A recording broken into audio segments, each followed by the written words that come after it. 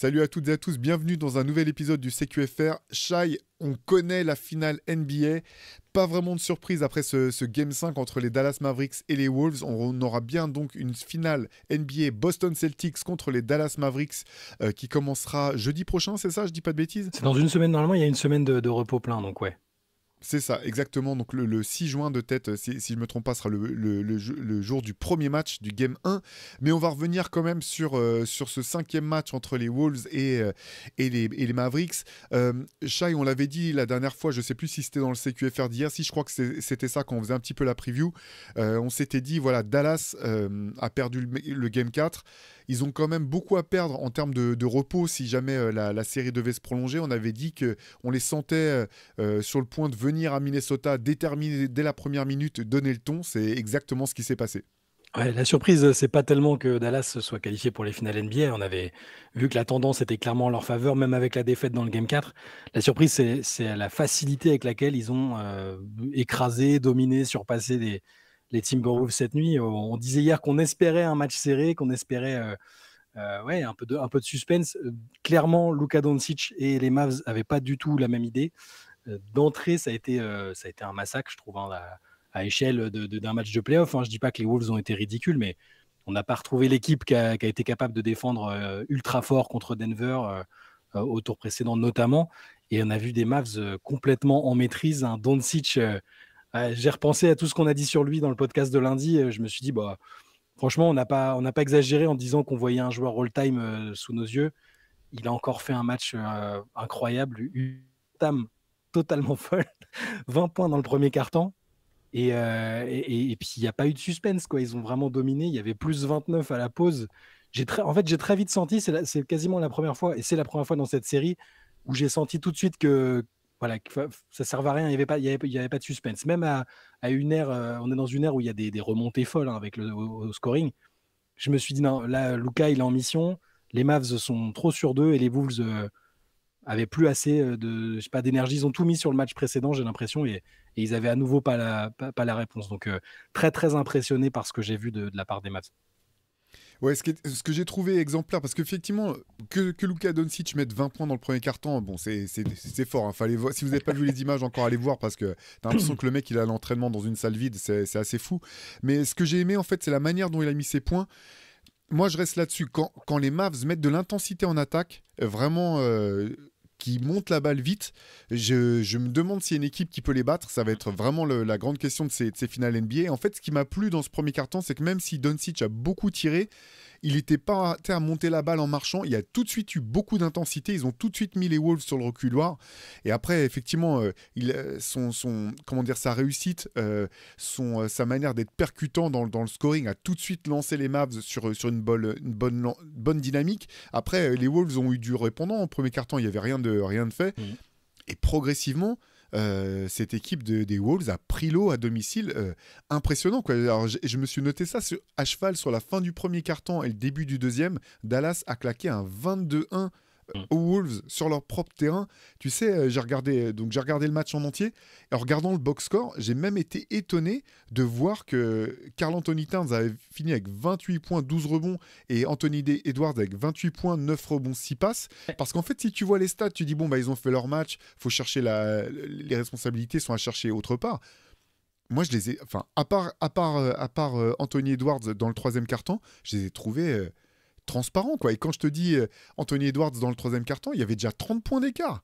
C'est ça, 30 points c'est pour d'écart. ça que ça t'a pas marqué, je pense. Hein. C'est parce que c'était à la marge de ce qu'ont pu faire les Mavs à côté, qui était quelque chose extrêmement dominateur.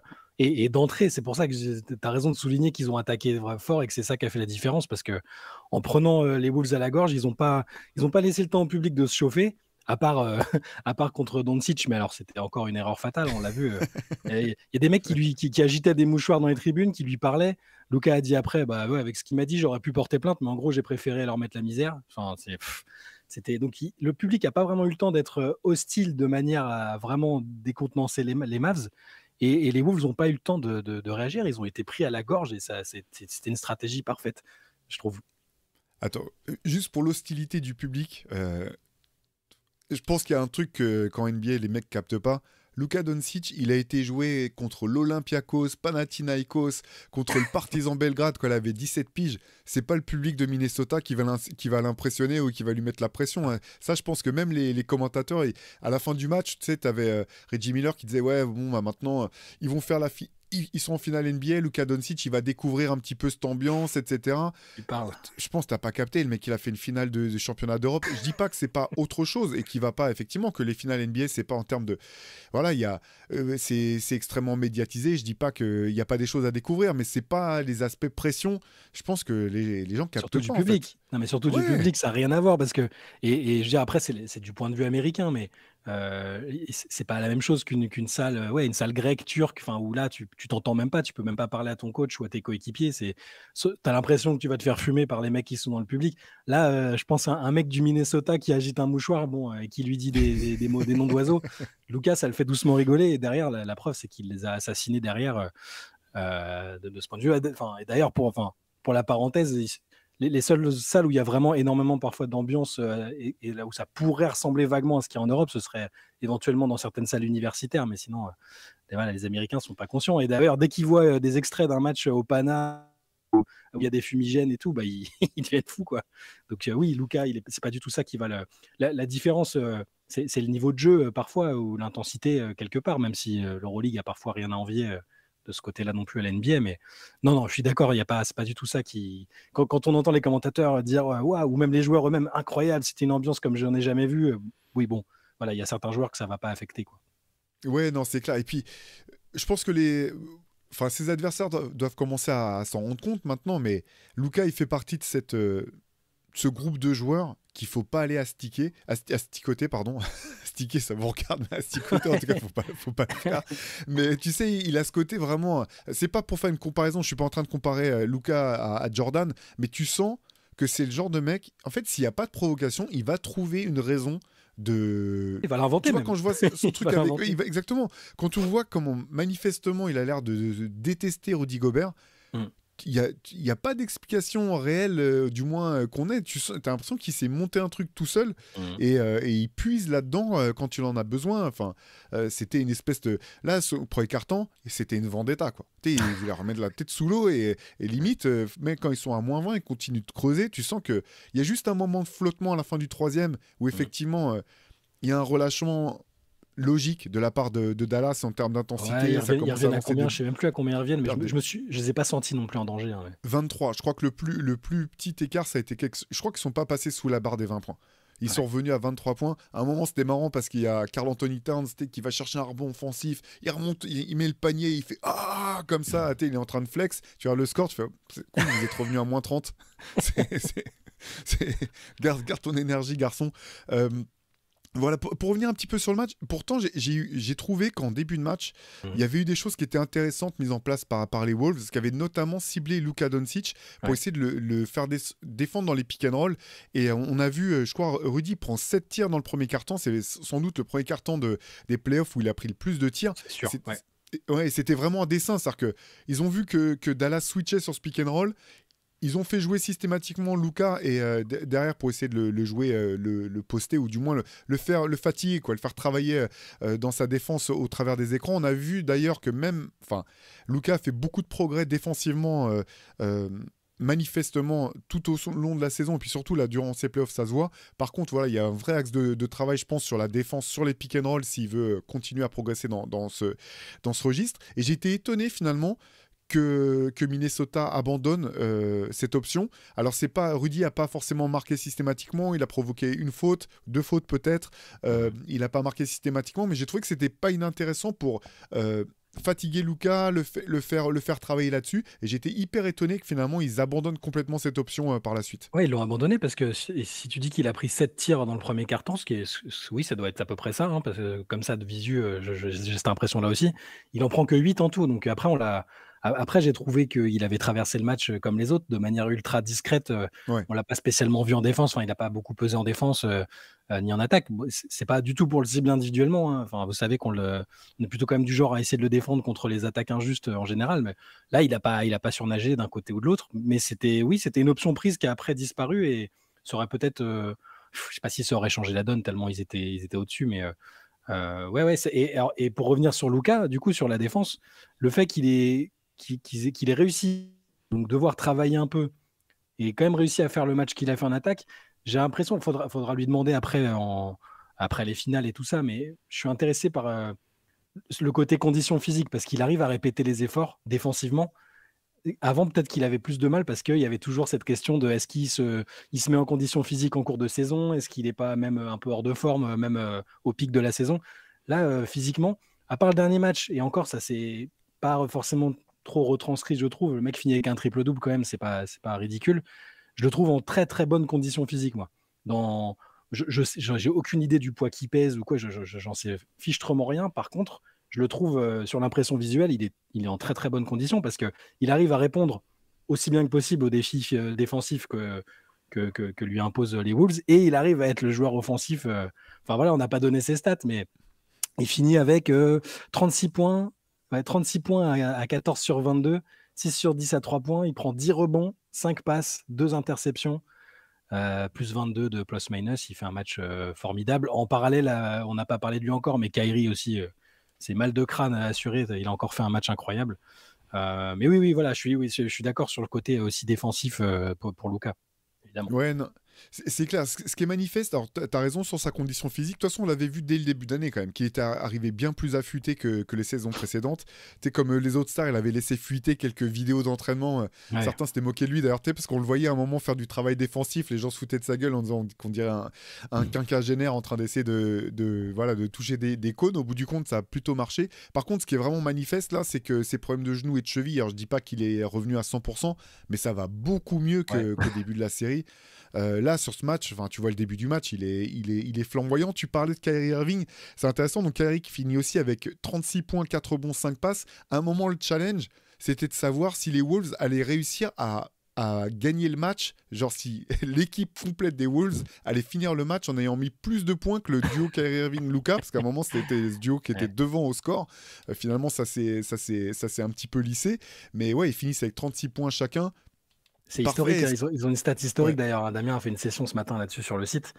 Ils ont tous les deux marqué 36 points, et à ce stade de la compète, c'est la première fois qu'il y a deux joueurs d'une même équipe qui dépassent la barre des 35 points depuis 23 ans, du coup, où c'était Kobe et Shaq. Enfin, tu vois, c'est bien pour souligner le côté important du duo offensivement, quoi. Et sur ces playoffs-là, c'est la 4e fois que les deux ils inscrivent au moins 30 points chacun. Et il n'y a que Elgin Baylor et Jerry West qui avaient fait ça avant. Donc le tandem marche plus que bien. Ouais, et puis là, sur l'alternance, c'était énorme. Parfait. Parce qu'en fait, je crois que donc Luka met 20 points dans le premier carton. Je crois que Kyrie n'en met que 4. Et derrière, Kyrie, il a repris le flambeau dans la foulée. Non, ouais. Démonstration de la part de Dallas. J'insiste encore une fois sur le travail quand même exemplaire de Jason Kidd sur ses playoffs.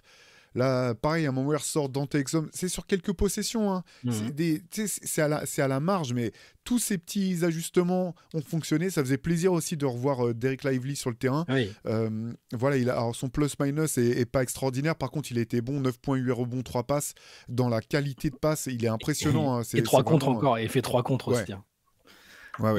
Oui, son retour a fait du bien. De toute façon, même juste parce que ça a mis un peu moins de pression sur Gafford, qui avait fait un plutôt bon match la dernière fois. Très bon aussi. Ouais. Et il a été encore très bon. Il joue que 20 minutes, mais sur les 20 minutes, il fait 11 points, 9 rebonds et plus 26 de plus-minus. Il a été là sur le plus gros temps fort des Mavs. Tout a fonctionné. Tu as raison. Jason Kidd continue de marcher sur l'eau sur toutes ses décisions. Alors là, le retour de Lively fait évidemment du bien. Très discrètement aussi, le retour de Kleber offre une rotation assez safe aussi à côté. Il y a tout qui clique pour les Mavs de toute façon dans ces playoffs. Tout fonctionne, toutes les options qu'ils prennent, tous les choix du coach, tous les joueurs individuellement. Il n'y a pas de mec qui est en dessous. C'est un régal de les voir. Il n'y a pas autre chose à dire, je pense.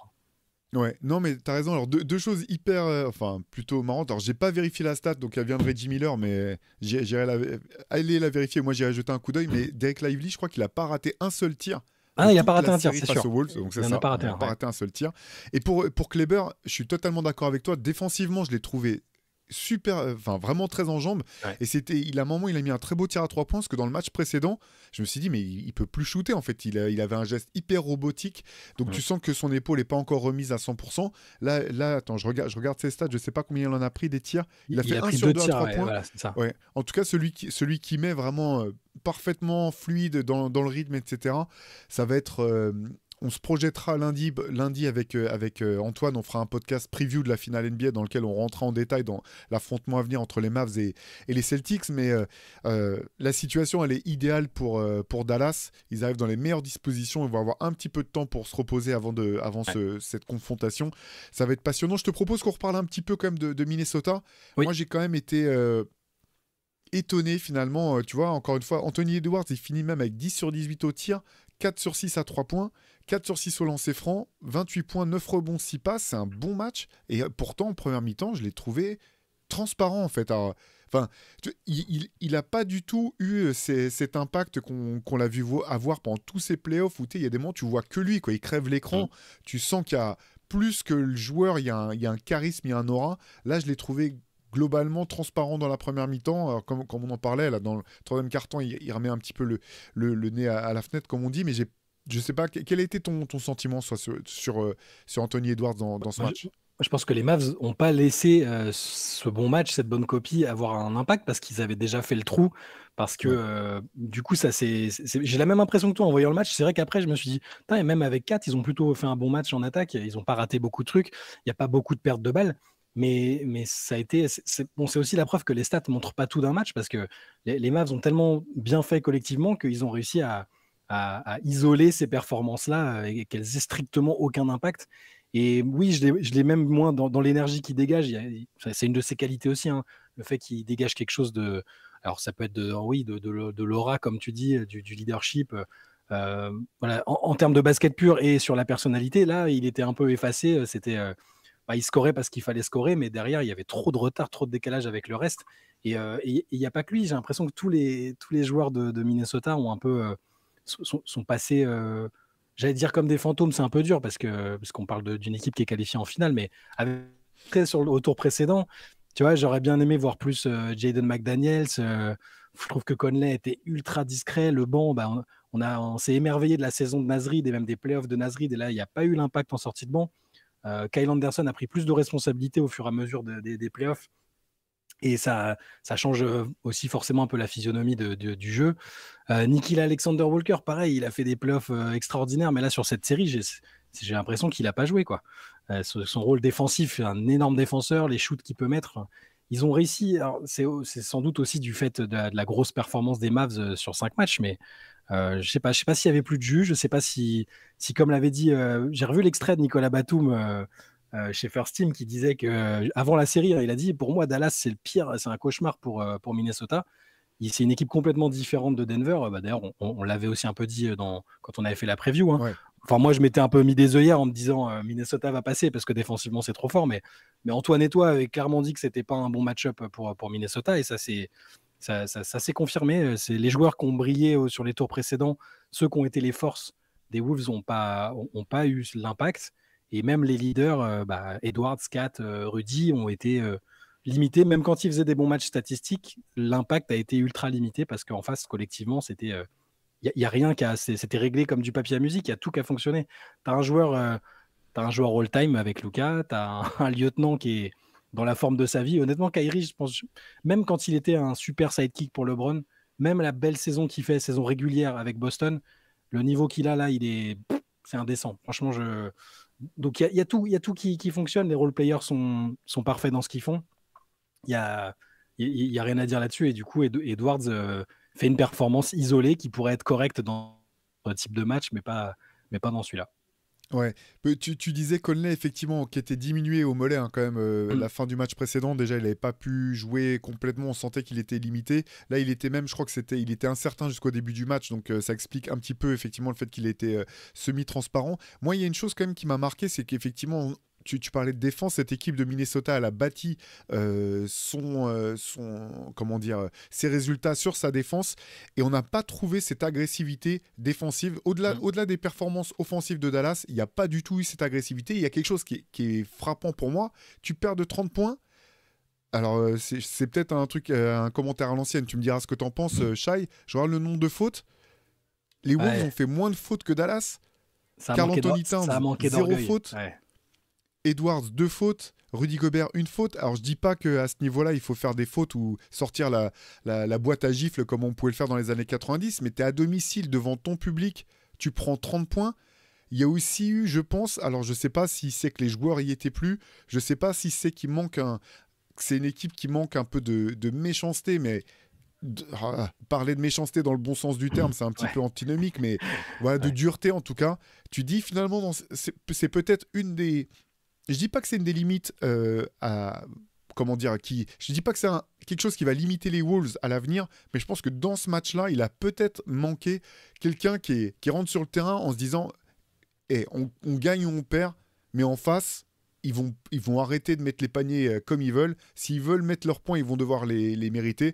Tu vois, si tu avais eu je sais même plus lequel des Maurice est du côté des Mavericks, je vérifie, c'est Markif. Si tu avais eu un Markif ou un Marcus Morris en face qui sortait du banc, Ouais. je dis encore une fois, hein, je dis pas que c'est une bonne solution, je dis clairement pas que ça aurait permis aux Wolves de prendre ce match-là, mais je pense que ça a quand même été un des facteurs. Et à un moment, les choses étaient trop faciles, et quand tu vois le peu de nombre de fautes qu'ont fait les Wolves sur un match comme ça, c'est Ils un petit ils- peu dérangeant. ils l'ont eu cette méchanceté sur les tours précédents, hein. Enfin, contre Denver, il y a des matchs, notamment les fameux matchs où il limite Denver à 80 et 70. Ça jouait dur, ça jouait physique, ultra physique. Les Nuggets s'en sont pleins d'ailleurs, hein. C'est peut-être dû aussi c'est la répétition des matchs, les efforts. Faut pas sous-estimer ça. Tous les joueurs de cet effectif n'ont pas vraiment connu de campagne au long cours. Au bout d'un moment, ça pèse, je pense aussi physiquement, et ça explique ça. Mais oui, ils ont montré qu'ils pouvaient prendre des fautes, hein. 4, il Ah est oui. sorti au dernier match. Anthony Edwards, il avait pris 5 fautes au dernier match. On peut dire que c'est un arbitre ici et là qui va sanctionner plus durement, mais oui, c'est ce que je disais en intro, en fait, c'est que ce qui m'a surpris, c'est que ça a été aussi facile pour Dallas et qu'il n'y ait pas eu plus de réactions euh, que ça de la part des Wolves. Et moi, je mettrais plus ça. Je ne sais pas s'ils étaient résignés, j'ai pas l'impression, parce que ce que disait Anthony Edwards et tout, l'espèce de challenge qui se mettait, je pense qu'ils se sont motivés, mais il y a peut-être plus d'essence dans le moteur, tout simplement, hein. Faut aussi penser à ça. C'est une saison longue pour des joueurs qui n'ont pas l'habitude, à part Mike Conley, mais Conley, il n'avait jamais joué de finale de conférence, donc on peut même pas dire ça. Les autres, il y a des jeunes joueurs, les McDaniels, Anthony Edwards, même Kat n'est jamais allé très très loin, hein, les 2 fois où il avait été en playoff par le passé. Rudy a quand même une expérience un peu solide maintenant, même en playoff, mais je pense qu'il ne faut pas négliger ça. Quand en face, tu as un Kyrie qui va jouer ses 4e finales NBA, Ouais, quatrième, ouais, je crois. quatrième. Quatrième, Luka qui a déjà fait des saisons au long cours en Europe, en enchaînant saison Europe, équipe nationale et tout. Je pense que ça peut aussi jouer là-dedans. T'as raison, ça c'est sûr, notamment pour Anthony Edwards. D'ailleurs, je finis, on va peut-être finir là-dessus, mais il faut saluer la superbe saison des Timberwolves. Ouais. C'est pas un échec, ça fait désordre finalement de finir comme ça par une finale de conférence 4-1, même si t'as été proche, t'as été prêt dans plein de matchs, tu finis, tu te fais exploser à domicile, ça fait tâche, mais par contre, voilà, les Wolves, c'est une vraie équipe. Je pense que le plan de marche est assez clair pour la suite. Ils ont une star en la personne d'Anthony Edwards. Pour devenir une superstar, va falloir confirmer maintenant. Effectivement, 22 ans, il n'a jamais joué autant de matchs de sa vie, jamais joué autant de matchs importants. Il a été présent dans des grands moments durant ses playoffs. Encore une fois, aller chercher le match 7 à Denver au tour précédent, c'était, je pense que je vais pas dire que c'était leur finale avant la finale, mais tu comprends aussi un petit peu l'espèce de relâchement ou de fatigue qui a pu suivre. Voilà, après la conférence Ouest, ce sera pas plus simple l'an prochain. Donc tu peux pas non plus t'endormir sur tes lauriers. Il faut que ça leur serve de leçon dans le bon sens du terme. Apprendre de ce qui leur a manqué cette année pour repartir encore plus déterminés en ayant une idée plus claire peut-être de ce qu'il leur faut pour aller plus loin. Mais en tout cas, c'est une saison magnifique pour les Wolves. Et ils sont tombés, je le répète, sur un joueur all-time, parce que j'avais noté la stat, mais Luka, c'est le 4e joueur de tous les temps en playoff qui arrive à compiler 450 points, au moins 450 points, 150 passes et 150 rebonds. Les autres, c'est Larry Bird, Nikola Jokic l'année dernière, donc ça a débouché sur le titre, hein, et pour Bird, pareil, et LeBron James 6 fois. Bon, c'est LeBron James, et Luka l'a fait, et là, il le fait après ce match 5, il est dans les clous pour là-dessus. Donc, Alors, bon, les Wolves, il y a toutes les raisons qu'on a évoquées, et Dallas, c'est pas un bon match-up, mais il y a aussi que Doncic fait une campagne de playoff monstrueuse et une série de très, très, très, très haut niveau. Oui, d'ailleurs, Luka Doncic qui a été élu MVP des finales, MVP des ouais, playoffs à l'Ouest, donc il a obtenu le trophée Magic Johnson, et on en parlait avant de commencer le CQFR, mais si vous pouvez aller voir la remise des trophées, c'est à mourir de rire en fait, ouais. parce qu'au moment où on lui présente le trophée, t'as le public qui hue, et qui est en train de, voilà, de le huer, et en fait, tu vois Luka qui, au lieu de faire comme si ça n'existait pas, regarde les gens, et quand le micro lui est tendu, le premier truc qu'il dit, c'est ouais, I see you, genre je vous vois, en mode je prends des notes pour l'an prochain, on en reparlera l'an prochain. Et à la fin, quand il finit son speech plutôt cool en disant ouais, c'est pas moi, c'est toute l'équipe, etc., il se met à huer lui-même le public. Bref, moi franchement, ça m'a fait rire. Tu sens que le mec, c'est un rageux de ouf dans la lignée des plus grands tarés de ce sport. Ouais, ça m'a bien fait marrer. Shai, je te propose qu'on referme là la parenthèse Ouais. sur cette finale de conférence. Encore une fois, on reparlera dès lundi prochain des finales NBA qui se profilent. Une petite info plutôt tragique du côté d'Aaron Ouais. Gordon qu'on a appris ce matin. Je te laisse nous expliquer ça, Shai. Ouais, c'est son frère Drew Gordon, son grand frère, 33 ans, est décédé hier dans un accident de voiture du côté de Portland. Donc ouais, c'est une nouvelle tragique pour Aaron Gordon et sa famille. Et Drew Gordon a été passé par la France notamment. Il a joué à Chalon-Reims une saison. Il avait été très bon d'ailleurs. Il avait été All-Star, je crois. Et brièvement passé en NBA aussi. Il n'avait pas été drafté, mais on l'avait vu aux Sixers sur un bout de saison. Et puis il avait fait une carrière très très honorable en Europe avant de raccrocher l'année dernière, il me semble, après un dernier contrat en Ukraine. Mais ouais, une bien triste nouvelle pour Aaron Gordon et puis pour toute sa famille. Ouais. Ouais, donc voilà, triste nouvelle. Si vous voulez en savoir un peu plus, on a fait une news donc sur Basket Session si Mm. vous voulez un peu plus de détails au sujet d'Aaron Gordon et de son frère.